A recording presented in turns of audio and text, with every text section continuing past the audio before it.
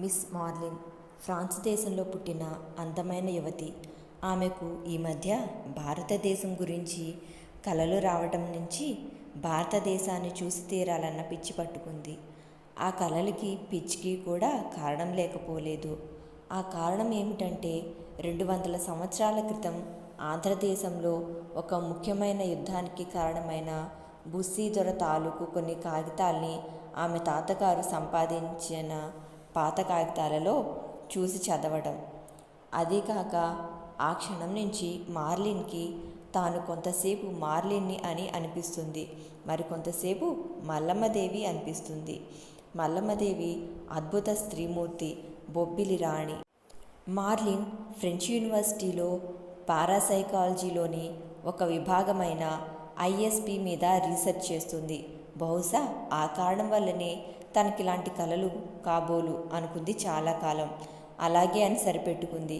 కానీ క్షణక్షణం బొబ్బిలి మంటలు, మల్లమ్మ అరుపులు, భారతదేశం, అందున ఆంధ్రదేశం, అందున కళింగ దేశం, అందున ఆడవాళ్ల ఆర్తనాదాలు ఇవేమీ పారాసైకాలజీకి సంబంధించినవి కావు. నిజంగానే వాటికి తనకు ఏదో సంబంధం ఉన్నదనే నిశ్చయానికి వచ్చి ఫ్రాన్స్లో ఉంటున్న ఒక తెలుగు రాణిగారి దగ్గరకు వెళ్ళి తన బాధని ఫ్రెంచ్లో చెప్పుకుంది. అప్పుడు ఆ రాణిగారికి కొన్ని తెలుగు పదాలు వినిపించింది. రాణి మిస్ మార్లిన్ నోటి వెంట వినిపించే ఆ తెలుగు పదాలు విని ఆశ్చర్యంతో బిగుసుకుపోయింది. ఆ పదాలు ఏమిటంటే హరహర మహాదేవ, నారాయణ నారాయణ, జై పరమేశ్వర, జై శాంభవి, చంపు, కొట్టు, కాల్చు, చీల్చు. ఇవి కాక ఘోరమైన స్త్రీల ఏడుపులు. ఇవి విన్న తెలుగురాణి రాటలా అయిపోయింది. ఆమె జన్మస్థలం పిఠాపురం, పేరు సీతాదేవి. అందువల్ల ఆమె మార్లిన్ వంక అబ్బురంగా చూస్తూ what is your Indian name in your dreams అని ఇంగ్లీష్లో అడిగింది. మల్లమ్మ మల్లమ్మ అన్నది మార్లిన్ ఫ్రెంచ్ యాసను తెలుగు పదానికి ఖచ్చితంగా సరిచేసుకుంటూ. అప్పుడు ఆ రాణిగారు చిత్రంగానే ఉంది. ఇది నిజంగా 200 సంవత్సరాల క్రితం మా తెలుగుదేశంలో జరిగిన కథ.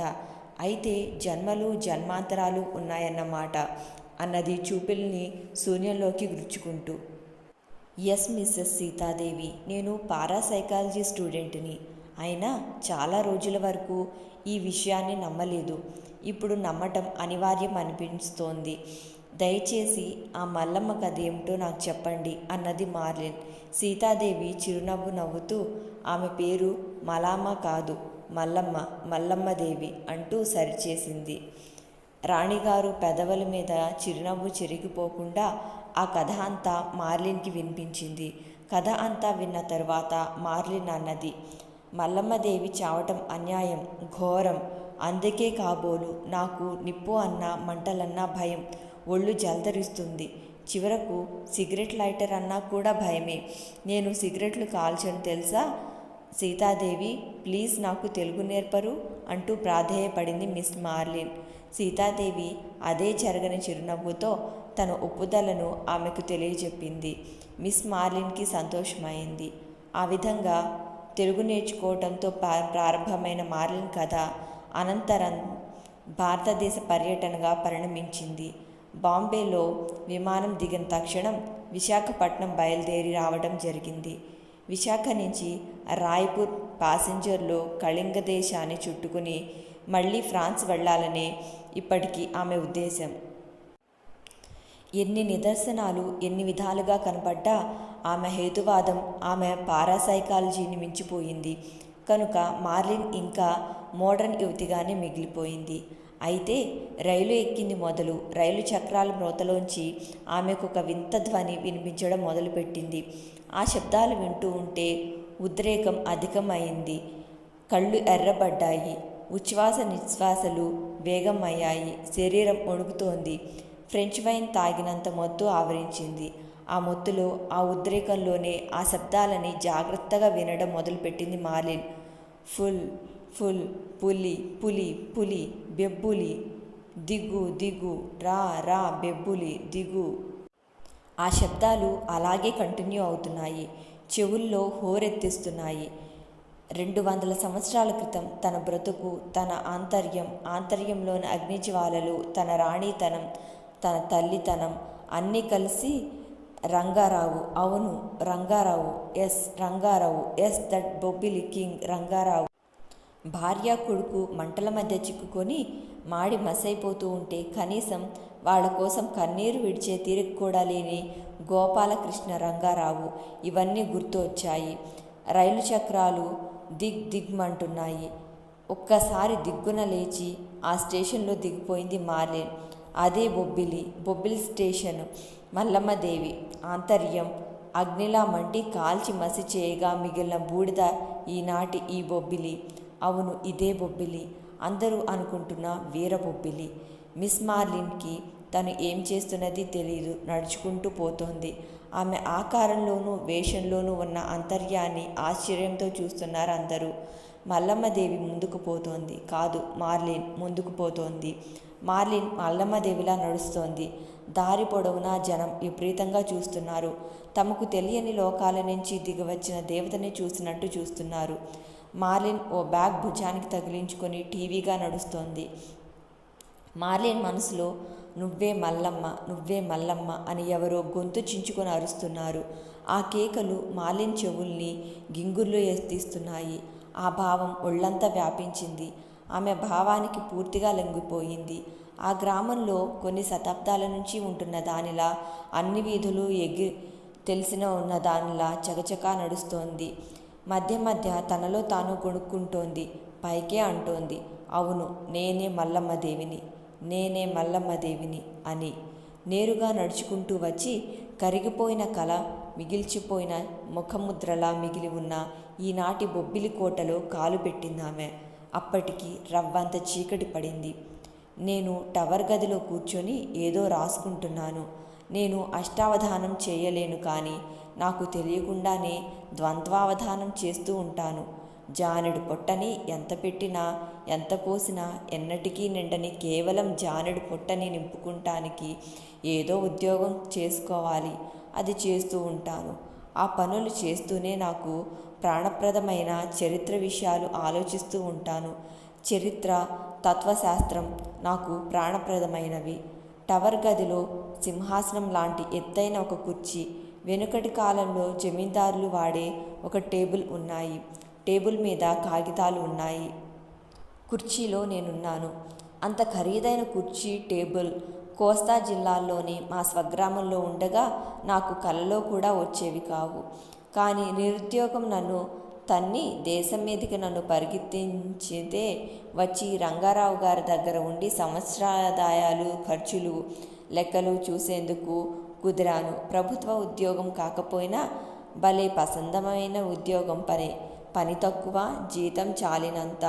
రాజమాత నన్ను మనుమడిని చూసినట్టు చూసుకుంటుంది. ఆ కుటుంబానికి ఇప్పుడు రాజరికం లేకుండా పోయినా ఆ వృద్ధురాలిని రాజమాత అనాలనిపిస్తుంది. రాజమాతలకు ఉండవలసిన టీవీ, ఉదాత్తత ఆమెలో నాకు కనిపించాయి. నాకు ఏ వేళకు కావలసినవి ఆ వేళకు అందేలా ఇంటి పని వాళ్లకు పురమాయించి చేయిస్తుంది.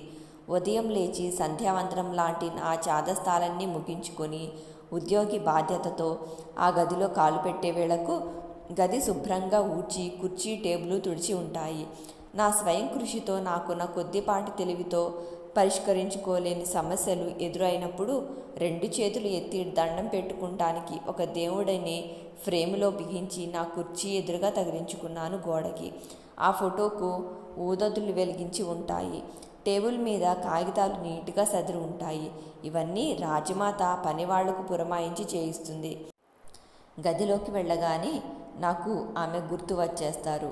నేను పని ఉండి అనేక మార్లు ఆమెను కలుసుకొని మాట్లాడినా రోజు మొత్తంలో ఒక మారు ఆమె నా గదికి వచ్చి నన్ను పరామర్శించి వెళ్తారు. అది రాజలాంఛనం. మరణించిన రాజరికపు వ్యవస్థకు మిగిలి ఉన్న జీవచిహ్నం. ఆమెను నేను ఎంతో గౌరవిస్తాను. ఆమె అణువణువున సంతరించుకొని ఉన్న దయకు, మానవతకు జోహారు చేస్తాను. ఎప్పుడైనా నోరు విడిచి నా వ్యక్తిగత సమస్యలు ఆమెతో చెప్పుకుంటే ఆమె వాటికి స్పందిస్తారు. అప్పుడప్పుడు ఆమె మనోగతాల్ని ఎంతో గంభీరమైన శైలిలో నాకు వివరిస్తారు. ఆమె అంతర్యాన్ని నా ముందు పరిచి నన్ను గొప్పవాడిని చేస్తారు. ఆమె ఔన్నత్యం ముందు నేను పసిపిల్లాడిని అయిపోతాను. అందువల్ల ఆమె యజమాని అయినా, నేను పొట్ట నింపుకునేందుకు ఉద్యోగం చేసుకుంటున్న వాడినైనా అంతకన్నా ఎక్కువ అనుబంధం మా మధ్య స్థిరపడింది. నేను గుంటూరు తాలూకాలోని ఓ కుగ్రామంలో పుట్టాను. ఆ కుగ్రామం కొండవీడు శివార్లలో ఉంది. బొత్తిగా బ్రాహ్మణ పిండాన్ని కావడం నుంచి నాకు కొన్ని చాదస్తాలున్నాయి. నా చాదస్తాలకు ఆ రాజకుటుంబంలో ఆదరణ ఉంది. నాకు ఎదురు చెప్పడం వాళ్ళ లక్ష్యం కాదు. నేను ఉద్యోగిగా పనిచేస్తున్న అంతకన్నా ఎక్కువ అనుబంధంతో వాళ్ళ సమస్యల్ని పరిష్కరిస్తాను. వాళ్ళ పనులు వాళ్ళు చూసుకోలేకపోవడం అటువంటి కుటుంబాల బలహీనత. సమస్యలు వచ్చినప్పుడు ఎదుటివారిని నమ్మి వారి మీద ఆధారపడతారు. అందువల్ల ఆ ఇంటిలో నా బరువు బాధ్యతలు అధికమయ్యాయి. ఒక భాషలో చెప్పాలంటే విశ్వాసం కలిగిన కుక్కలు వాళ్ళకు కావాలి. నా భాషలో చెప్పాలంటే మానవత్వం మూర్తిభవించిన యజమానులు నాకు కావాలి. అది సంగతి. ఇదంతా నా పూర్వరంగం. ప్రస్తుతం మిస్ మార్లిన్ ఆ భవనంలోకి వస్తున్న సమయానికి నేను గదిలో కూర్చునే ఉన్నాను. ద్వంద్వావధానం చేస్తున్నాను. చరిత్ర మదిలో మెదులుతోంది. ఎల్లుండి బొబ్బిలిలో పొంగళ్ళు పెట్టే పండుగ. అది ప్రధానంగా రాజు కుటుంబానికి సంబంధించిన పండుగ. ప్రజలందరూ పాల్గొంటారు. పొంగళ్ళు చేస్తారు. కోళ్లు బలిస్తారు. వీరంగం వేస్తారు. మృతవీరులకు 1757 జనవరి 24న చనిపోయిన బొబ్బిలి యుద్ధవీరులకు నైవేద్యం చెల్లిస్తారు. అదే బోనాల పండుగ. ఆ పండుగ ఏటా చేస్తారు. కోళ్లని బలి ఇవ్వటానికి నేను వ్యతిరేకిస్తాను. చనిపోయిన వారికి, అందున 200 పైగా సంవత్సరాల నాడు చనిపోయిన వారికి పొంగళ్ళు ఇవ్వడానికి గురించి నవ్వుకుంటూ ఆలోచిస్తారు. కానీ ఉద్యోగ ధర్మంగా నేను ఆ ఉత్సవాల్లో పాల్గొనక తప్పదు. ఆ పండుగ అనగానే నా మనసు 225 సంవత్సరాల గతంలోకి పోతుంది. వైశ్యకాంతల వీరకృత్యాలు మనసును ఆర్ద్రం చేసి కలిచివేస్తాయి. పద్మనాయక ప్రభువుల ద్రవిడ రక్తం, బుందేల్ఖండ్ నుంచి వలస వచ్చిన బొందిలీలు, మాధవవర్మ ఇత్యాదిగా వచ్చిన రాజపరంపర, ఆనాటి విజయ రామరాజు వరకు పరిపాలించిన కళింగ రాజ్యాన్ని ఎదిరించడం జ్ఞాపకానికి వస్తుంది. కళ్ళు చెమరించుతాయి. ఇది ఆర్య అనార్య యుద్ధం. రాజ్యకాంక్షతో గంగవెర్రెలెత్తి ఉన్న ఆర్యులకు, స్వాతంత్ర అపేక్షతో వీరకిశోరులైన వర్ధిల్లిన అనార్యులకు జరిగిన యుద్ధం. ఔత్తరాసులకు, దక్షిణాత్యులకు స్వేచ్ఛా స్వాతంత్రాల కోసం జరిగిన అద్భుత యుద్ధం తాలూకు నిజమైన కథ.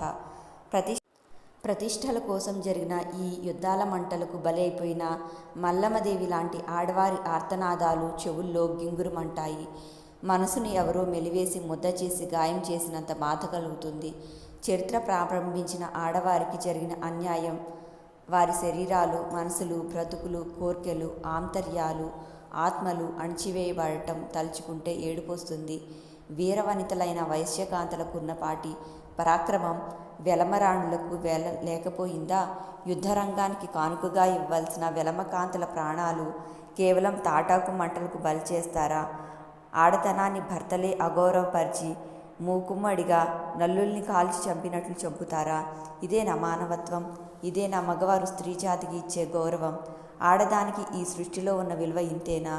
ఇది బొబ్బిలి రాజ్యమా లేక యమకూపమా కాక యమలోకమా అని వెలమ వీరుల్ని, మగజాతిని, మానవజాతిని రొమ్ము మీద చేయి వేసి నిలవదీసి అడుగుతున్న మల్లమ్మదేవి మనసులోకి వస్తుంది. ఈ ప్రశ్నలకు సమాధానం ఇవ్వగలిగిన మగధీరుడు మళ్ళీ సృష్టిలో పుట్టాడా అన్న అనుమానం కలుగుతుంది. కాగితాలు చదవడానికి వీలు కాకుండా కన్నీటి తెరలు పొరలు కమ్మాయి. పనికి భంగం అయింది. తలెత్తాను. ఎదురుగా మార్లిన్. ఆశ్చర్యపోయాను. దొరసానుల్ని చూడ్డం ఇది నాకు ప్రథమం కాదు. హైదరాబాద్లో బహాయి మిత్రమండలిలో పారిస్ యువతుల ముఖాల్లో కనిపించే అందాల్ని చూశాను. హైదరాబాద్లోనే అమెరికా బ్రాహ్మణుల్ని చూశాను. తమిళనాడు ఎక్స్ప్రెస్లో మద్రాసు నుంచి వస్తూ ఎందరో విదేశీ యువతల్ని చూశాను. చివరిసారి విజయనగరం రైల్లో వస్తూ గుంటూరులో క్రిస్టియన్ సభలకు హాజరై తిరిగిపోతున్న డజన్ల కొద్దీ యూరోపియన్ యువతుల్ని చూశాను. అలా చాలామంది దొరసాలుల్ని చూశాను. కానీ మిస్ మార్లిన్ రూపురేఖలు విశిష్టంగా ఉన్నాయి. సౌరీస్లా ఉంది, రతీదేవిలా ఉంది, ద్రౌపదిలా ఉంది, వరూధినిలా ఉంది, కళాపూర్ణోదయం హీరోయిన్లా ఉంది, అందంగా ఉంది, అద్భుతంగా ఉంది. మోకాలు దిగని గౌను, భుజానికి వేలాడుతున్న బ్యాగ్, ఎయిర్ బ్యాగ్, కళ్ళల్లో కాంతి, పెదవుల మీద చిరునవ్వు, ముఖంలో అర్థం కాని ఉత్తేజం. మనిషిని మొత్తంగా చూస్తే లేని సమాధానం కోసం వేసిన ఒక పెద్ద ప్రశ్నార్థకంలా కనిపించింది నాకు. ఏ మహానగరంలోనో దూరం పోయే ఎక్స్ప్రెస్ రైల్లోనో కాక ఈ గ్రామంలో రాజావారి ఇంటిలో నా గదిలో నా ఎదురుగా దొరసాని కనిపించింది. ఏమిటా అని ఆశ్చర్యపోయాను. నేను మహాదేవి మల్లమ్మను అన్నది స్వచ్ఛమైన తెలుగులో. దొరసాని తెలుగు మాట్లాడటమా? నన్ను నేను చేయి మీద గిచ్చుకొని చూసుకున్నాను. 2 విషయాలు బోధపడ్డాయి. నేను మెలకువలోనే ఉన్నా. రెండోది ఎదురుగా కనిపించేది యథార్థం. నాకు చెప్పలేనంత ఆశ్చర్యమైంది. దొరసాని వచ్చి మహాదేవి మల్లమ్మను అంటోందేమిటి? నేను అప్రయత్నంగా కుర్చీలోంచి ఎప్పుడు లేచానో జ్ఞాపకం లేదు, కానీ ఆమె దగ్గరగా వెళ్ళాను. ఆమె నవ్వింది. ఆ నవ్వు ఎంత బాగుందని! మిస్ మార్లిన్ శరీరం విద్యుత్తేజం తెగిపడినట్లుగా ఉంది. గౌరవండంతో ఉన్న పట్టులాంటి జుత్తు గాలికి ఎగురుతోంది. హై హీల్స్ తొడిగింది. మహాదేవి మల్లమ్మ ఏమిటి అన్నాను అయోమయంగా. నేనే మల్లమ్మదేవిని అన్నది సమాధానంగా. నాకు ఒకటి అనిపించింది. బహుశా ఈమెకు మతి చెల్లించే జాడ్యం ఉండి ఉంటుంది. రైల్లో ప్రయాణం చేస్తూ ఉండగా ఈమె తాలూకు పురుషుడు నిద్రపోతూ ఉండగా మతిపోయి రైలు దిగి ఇలా వచ్చింది కాబోలు అనిపించింది. నా అనుమానం 2 విధాలు తప్పయింది. అలా వస్తే తెలుగు ఎలా మాట్లాడగలదు అని ఒకటి, తెలుగు వచ్చినా మల్లమ్మదేవి పేరు ఎలా తెలుస్తుంది అన్నది 2. నా మొదటి ఊహ ఇలా 2 విధాలుగా తప్పు అయిపోగానే నేను మరింత కంగారు పడ్డాను. మొత్తం సంగతి అర్థం చేసుకోవాలి అనిపించింది. లోపలికి రండి అంటూ మర్యాదగా పిలిచి గది లోపలకు తీసుకువెళ్ళాను. మిస్ మార్లిన్ మన లోకంలో లేదు. నేను మనుషుల మధ్య ఉన్నా నన్న స్పృహ ఆమెకు ఉన్నదని నాకు అనిపించడం లేదు. బొత్తిగా ఒళ్ళు మర్చిపోయినట్టు ఉంది. మాటలు మారిపోయాయి. ఈ వింత చూసేందుకు పనివాళ్లంతా నా గది వాకిలి దగ్గర గుమిగూడారు. మార్లిన్కు ఆ విషయం కూడా తెలియదు. నువ్వెవరు, ఇక్కడికి ఎందుకు వచ్చావు అని అడిగింది ఆమె. అది నేను ఆమెను అడగవలసిన ప్రశ్న. ఆమె నన్ను అడుగుతోంది. ఇటువంటి సందర్భాలలో ప్రశాంతంగానూ ఓర్పుతోనూ ఉండడం చాలా అవసరం. నేను చెప్పాను. నేనెవరు అనే విషయాన్ని గురించి నేను కొంతకాలంగా ఆలోచిస్తూనే ఉన్నా. అయినా నాకు అర్థం కాలేదు. అర్థమైన రోజు నీ ప్రశ్నకు తప్పకుండా సమాధానం చెప్తాను అని. ఆమె నవ్వింది. గలగలా నవ్వింది. సెలయేరు పారుతున్నట్లు, దూరంగా ఎక్కడో చర్చిలో గంటలు మ్రోగుతున్నట్లు నవ్వింది. ధర్మారాయుడు బాబాయ్ ఎక్కడా అడిగింది రాణి వాసపు దర్పంతో. ఏ ధర్మారాయుడు తల్లి అన్నాను ఆశ్చర్యంతో మునిగి తేలుతూ. దామెర్ల ధర్మారాయుడు బాబాయ్ అన్నదామె తడుముకోకుండా. చచ్చిపోయి 220 సంవత్సరాలు దాటాయి అని సమాధానం చెప్పాను భయపడుతూనే. యూ రాస్కెల్ ఫూల్, బాబాయ్ చచ్చిపోయాడంటావా? ముందు నీ పని పడతాను చూడు అంటూ నా మీదకి బెబ్బుల్లా లంఘించింది మిస్ మార్లిన్. సుకుమారమైన చేతుల్లోకి అంత బలం ఎలా వచ్చిందో. దానిమ్మ పువ్వు రేకుల్లా ఉన్న మెత్తటి ఎర్రని చేతులతో చెంప మీద 2 ఇచ్చింది. మరో 2 ఇచ్చినా పర్వాలేదు, కానీ ఈ విచిత్రం ఏమిటో త్వరగా అర్థమైతే బాగుండు అనుకుంటున్నాను. అయ్యోరిని కొడుతోంది, బుర్ర బద్దలు కొట్టేస్తాంది అంటూ ఎన్నడూ నా గదిలోకి రావడానికి సాహసించని పని మనుషులు కూడా వచ్చి మమ్మల్ని చుట్టుముట్టారు. 2 ఇచ్చుకోమంటారేంటండి, మమ్మల్ని బుర్ర బద్దలు కొట్టేస్తాంది అంటూ ఒకడు ముందుకు వచ్చాడు. అతని కోపాన్ని నేను రెచ్చగొడితే లిల్లీ పువ్వులా ఉన్న మార్లిన్ని నలిపేసేవాడు.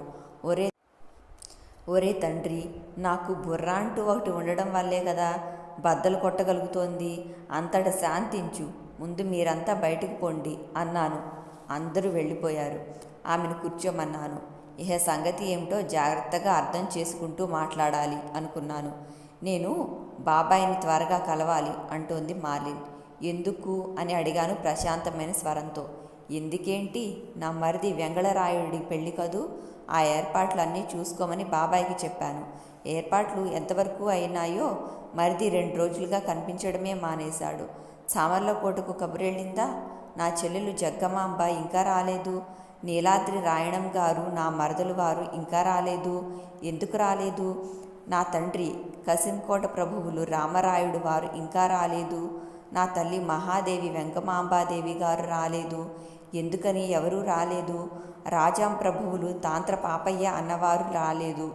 పెళ్లికి రాకుండా మోసం చేద్దామనుకుంటున్నారా వీళ్ళందరూ? బొబ్బిలి మహారాణి మహాదేవి మల్లమ్మదేవిని మోసం చేస్తారా, నన్ను మోసం చేస్తారా అంటూ మాటల దొంతరను దొర్లిస్తోంది మిస్ మార్లిన్. పేర్లు ఆ కథలు వింటున్న నేను రాటనే అయ్యాను. కుర్చీకి ఆశ్చర్యంతో ఖర్చుకుపోయాను. రెప్పలు నలుపుకొని చూశాను. జరుగుతున్నది వింటున్నది కలలో కాదు, నిజం. విజయనగరం ప్రభువులు విజయ రామరాజు వారు మాత్రం నాకు తండ్రి లాంటివారు. వారి ఆశీస్సుల కోసం అర్థించాను అన్నట్లు యునుగంట నరసారాయుడు మహామంత్రి వారు ఏమయ్యారు అని అడుగుతోంది మిస్ మార్లిన్.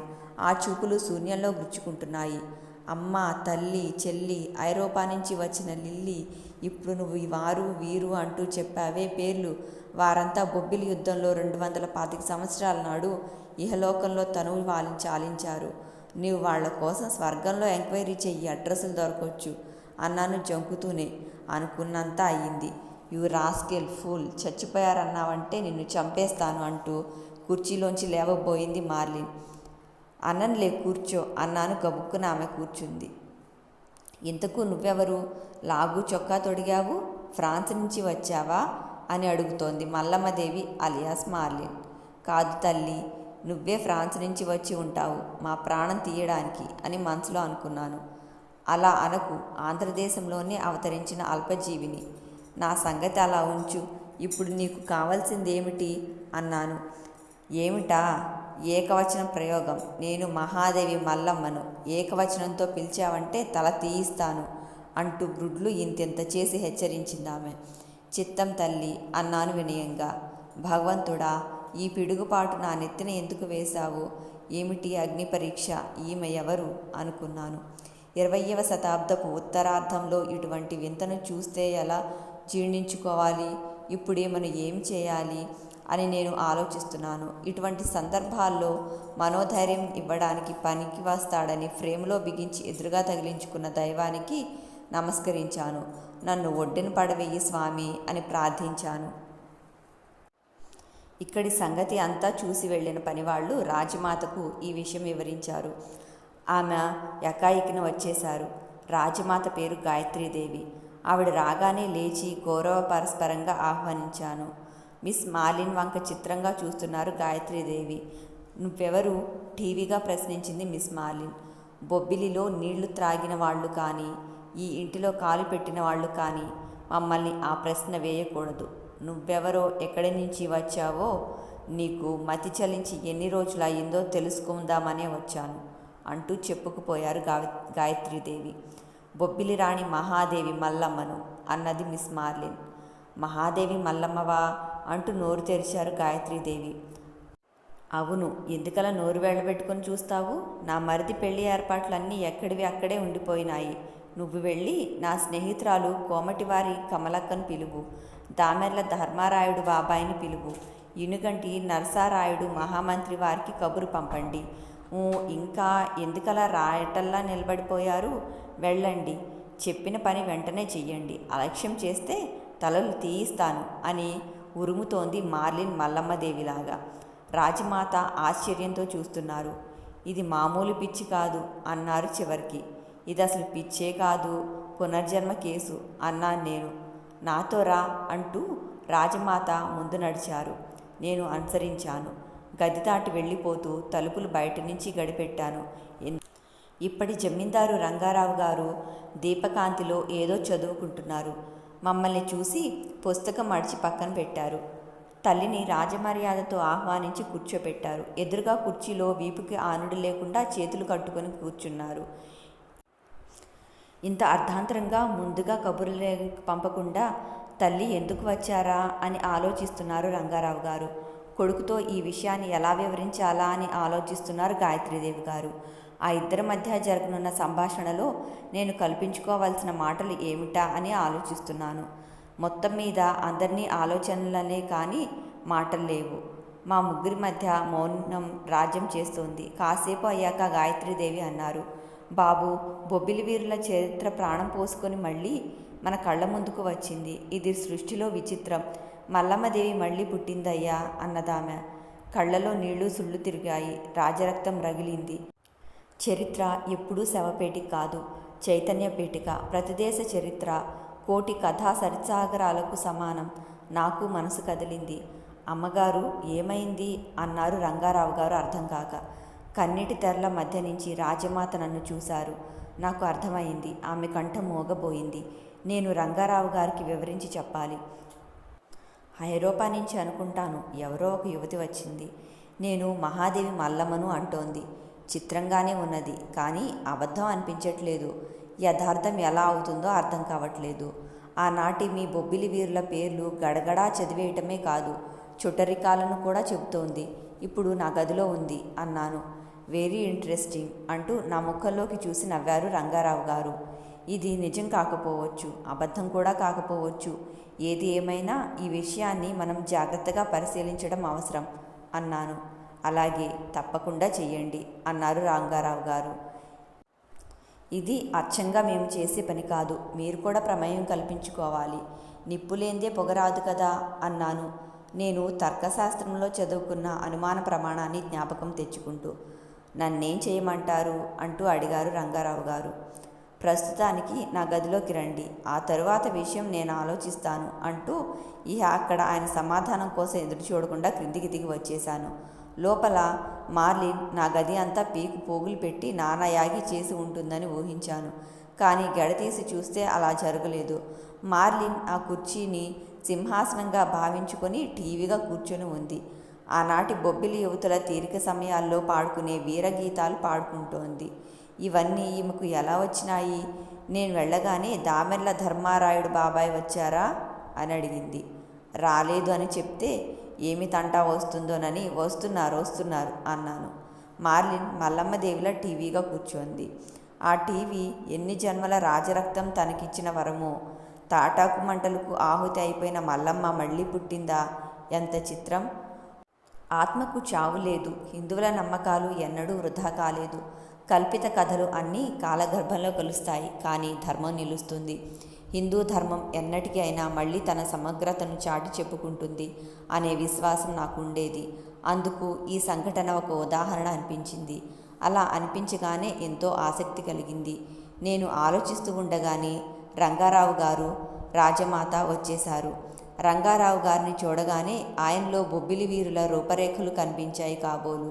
మార్లిన్ అలియాస్ మహాదేవి మల్లమ్మ లేచి నిలబడి ముఖం ఓరగా ఒక ప్రక్కకు తిప్పుకుంది, తలదించుకుంది. ఎవరమ్మా నువ్వు? రంగారావు గారు సౌమ్యంగా ప్రశ్నించారు. మహాదేవి మల్లమ్మను, గోపాలకృష్ణ రంగారావు ధర్మపత్నిని అన్నది సిగ్గుపడిపోతూ మార్లిన్. రంగారావు గారు నవ్వారు. ఎక్కడి నుంచి వచ్చావు అడిగారాయన. మార్లిన్కు కోపం వచ్చింది. బొబ్బిలి రాణుల్ని బొబ్బిలి వీరుల ఏకవచనంతో పిలిచి అవమానించడం ఆశ్చర్యంగా ఉంది అన్నది. రంగారావు గారు పొరపాటు దిద్దుకున్నారు. మీరు ఎక్కడి నుంచి దయచేశారు అని అడిగారు. మేము ఇక్కడే ఉన్నాము మిస్ మార్లిన్ సమాధానం. నేను టేబుల్ మీద పెట్టి ఉన్న మార్లిన్ బ్యాగ్ను చేతిలోకి తీసుకున్నాను. ఆమె అభ్యంతరం చెప్పలేదు. తెరిచి చూచాను. బ్యాగ్ మీద పాకెట్లో మిస్ మార్లిన్ అని రాసి ఉంది. పాస్పోర్ట్ మీద ఆమె గురించిన వివరాలు తెలిసాయి. అడ్రస్లు అవి నోట్ చేసుకున్నాను. అప్పటికి ప్రొద్దుపోయింది. మా మరిది వెంగళరాయుడు వారి వివాహ వేడుకలు ఎందువల్ల ఆగిపోయాయి? మా తండ్రి కసంకోట ప్రభువులు రామరాయుడికి తక్షణమే కబురు పంపండి అన్నది మార్లిన్. అలాగే పంపుతాము, మీరు విశ్రాంతి మందిరానికి దయచేయండి అన్నాను. అందుకు సిద్ధపడింది మార్లిన్. మీరు రాజమాత వెంట దయచేయండి అన్నాను. ఎక్కడ రాజమాత? ఆతృతతో అడిగింది. నేను రాజమాతను చూపెట్టాను. రాజమాత గాయత్రీదేవి ఆదుర్దాగా ఆమె కేసి చూశారు. ఆటలు పట్టిస్తున్నావా? తల తీయిస్తాను జాగ్రత్త అని హెచ్చరిక చేసింది మిస్ మార్లిన్. నాకు వణుకు పుట్టింది. అవునమ్మా, నేనే రాజమాతను, గాయత్రీదేవిని అంటూ ముందుకు పోయారు గాయత్రీదేవి గారు. నువ్వా? రాజమాతవా? నీకు పిచ్చి ఎక్కిందా? మా అత్తగారిని అవమానించుతావా? ఉండు, నీ పని చెప్తాను అంటూ రాజమాత మీదికి దూకి ఆమె మెడ పట్టుకుంది మార్లిన్. అనుకోని ఈ సంఘటనకు రంగారావు గారు నేను ఆశ్చర్యపోయాం. ఇద్దరము వెళ్ళి ఆమె చేతుల్లోంచి విడిపించేసరికి తాతలు దిగొచ్చారు. సుకుమారమైన ఆమె చేతుల్లో ఎంత రాక్షస బలం ఉందో అప్పుడు కానీ మాకు తెలిసి రాలేదు. ఆశ్చర్యపోయాం. ఈమెను ఇలాగే స్వేచ్ఛగా వదిలేస్తే జరగరానివి ఏమైనా జరగొచ్చునన్న అనుమానం వచ్చింది నాకు. రాజమాతను, రంగారావు గారిని గది వెలుపలకు రమ్మని పిలిచాను. ఈ పరిస్థితి పూర్తి స్వరూపం ఏమిటో అర్థమయ్యే వరకు ఈమెను ఇక్కడి నుంచి పంపివేసే ప్రయత్నం చేయకండి అన్నది గాయత్రీదేవి గారు. అలాగే అని సమాధానం ఇచ్చాను. ముందు ధర్మారాయుడు బాబాయిని చూడాలి అంటోంది మిస్ మార్లిన్. ఆమెను నొప్పించితే మరింత కోపోద్రేకానికి లోనవుతుంది. నొప్పించకుండా ఉండాలంటే కాలగర్భంలో 200 సంవత్సరాల నాడు కలిసిపోయిన బొబ్బిలి వీరుల్ని లేపుకురావాలి. అది మానవ మాతృడి వల్ల అయ్యే పని కాదు. కాబట్టి నేను ఒక ఉపాయం చేశాను. ఆమెను చెప్పిన మాట వినేట్టు చేయాలంటే ఆమె ఆజ్ఞలకు తలవంచినట్లు నటించడమే మార్గం అనుకున్నాను. ధర్మారాయుడు బాబాయి ఇనుగంటి నరసారాయుడు మహామంత్రిని చూసేందుకు వెళ్ళారు. వారు వచ్చేందుకు కొంత ఆలస్యం అవుతుంది. తమరు భోజనానికి దయచేయండి అన్నాను వినయంగా. అయితే పదండి అంటూ మా వెంట వచ్చింది miss marlin alias Mallamma. Rangarao గారికి గాయత్రీదేవి గారికి ఈ సంఘటన చూశాక నా మీద నమ్మకం పెరిగింది. అయోమయంగా తయారైన ఈ ఘట్టంలో నా తెలివితేటలు పనికి వస్తాయని వాళ్ళకి అనిపించింది. నేను సంవత్సరం నుంచి వారింట్లో మేనేజర్గా పనిచేస్తున్నా ఎన్నడూ డైనింగ్ హాల్ చూడలేదు. సరికదా వాళ్ళు కూడా నన్ను డైనింగ్ హాల్లోకి ఆహ్వానించను లేదు. ఈరోజు వెళ్ళక తప్పింది కాదు. వెళ్ళాను. హాలులోకి టీవీగా వెళ్ళి ప్రధానమైన కుర్చీలో కూర్చుంది మార్లిన్. మామూలు పరిస్థితుల్లో అయితే ఆ ఇంటిలో వారు ఈ పనికి సహించరు. కానీ ఈవేళ ఒప్పుకోక తప్పలేదు. ఆమె ప్రక్కనే ఉన్న కుర్చీని నాకు వదిలిపెట్టి ఆ ఇద్దరు చెరివక ప్రక్క కూర్చున్నారు. నేను కూర్చున్నాను. ముందు ఆ కుర్చీలోంచి ఆజ్ఞాపించింది మార్లిన్. లేచాను. నా ప్రక్కన కూర్చునేందుకు నీకెంత ధైర్యం? తల తీయిస్తాను జాగ్రత్త అని హెచ్చరించింది ఆమె. నేను వినయ విధేయతల్ని నటిస్తూ ఆమె ప్రక్కన చేతులు కట్టుకుని నిలబడ్డాను. రాజటీవీతో వంటవాళ్ళు తెచ్చి ఇచ్చే పదార్థాలని గుట్టకాయ స్వాహా చేస్తోంది మార్లిన్. నా నటన రంగారావు గారికి రాజమాతకు నచ్చింది. నేను మార్లిన్ విషయంలో తాత్కాలిక ట్రీట్మెంట్కు పనికి వస్తానని వాళ్ళకి అనిపించింది. ఆ పనిని వారు నా మీద వదిలిపెట్టారు. ఆమెను మల్లమ్మగా అందరూ గుర్తించవలసిందని, అలా చేయకపోతే ఆమె శరీరం తట్టుకోలేనంత భావ తీవ్రతకు గురి అవుతుందని, అందువల్ల చాలా అనర్థాలు జరిగే అవకాశం ఉంటుందని అందరికీ హెచ్చరిక చేశాను. వంట వాళ్ళకి పని వాళ్ళకి ఈ జరుగుతున్నది అంతా భలే తమాషాగా ఉంది. ముసిముసి నవ్వుకుంటూ మల్లమ్మదేవికి వంగి వంగి సలాములు చేస్తున్నారు. తప్పుకుని దారి ఇస్తున్నారు. రాజమాత పడకగది పక్కన మిస్ మార్లిన్కు కూడా క్షణాల మీద పడకగది ఏర్పాటు చేయించాను. ఆమెను ఆ గదిలోకి తీసుకుపోయాను.